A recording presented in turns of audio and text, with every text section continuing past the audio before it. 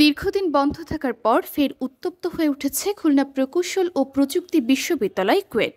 রক্তক্ষয়ী সংঘর্ষের রেশ কাটতে না কাটতেই নতুন করে উত্তেজনা ছড়িয়ে পড়েছে ক্যাম্পাস জুড়ে। শিক্ষার্থীরা হলে ফেরার ঘোষণা দিয়েছেন, আর বিশ্ববিদ্যালয় প্রশাসন সেই পথে যেন শিক্ষার্থীরা না হাঁটেন সেই চেষ্টায় ব্যস্ত। দীর্ঘ প্রায় 2 মাস ধরে বন্ধ রয়েছে কুয়েট ক্যাম্পাস, অথচ আজ রোববার শিক্ষার্থীরা সিদ্ধান্ত নিয়েছেন তারা হলে ফিরবেন। সকাল থেকেই ক্যাম্পাসে মোতায়েন করা হয়েছে অতিরিক্ত পুলিশ, বন্ধ রাখা হয়েছে প্রধান ফটক। পরিচয় নিশ্চিত করে শুধু কর্মকর্তা ও কর্মচারীদের ঢুকতে দেওয়া হচ্ছে। বিশ্ববিদ্যালয় প্রশাসনের পক্ষ থেকে একাধিক সভা, বিজ্ঞপ্তি, এমনকি অভিভাবকদের মুঠোফোনে বার্তা পাঠিয়ে শিক্ষার্থীদের ক্যাম্পাসে না ফেরার অনুরোধ জানানো হয়েছে। অন্যদিকে এই উত্তেজনার মধ্যে নতুন করে আলোচনা এসেছে একটি মামলা। হোসেন আলী নামে এক ব্যক্তি 22 জন শিক্ষার্থীর বিরুদ্ধে মামলা করেছেন মেট্রোপলিটন ম্যাজিস্ট্রেট আদালতে। অভিযোগ, 18 ফেব্রুয়ারি তাকে মারধর করে সোনার চেইন ছিনিয়ে নেওয়া হয়েছে।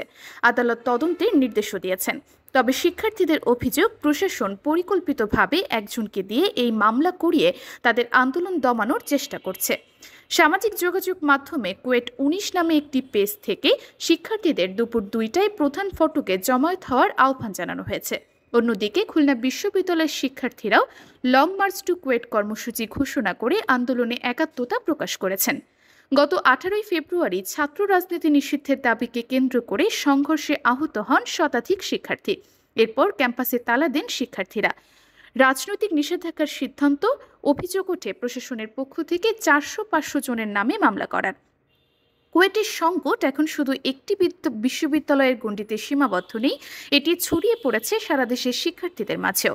প্রশাসনের কঠোর অবস্থান ও শিক্ষার্থীদের অনড় মনোভাব, দুই মেরুর এই সংঘর্ষ এখন সময়ের অপেক্ষা। কোন পথে মোড় নেয় কুয়েটের ভবিষ্যৎ?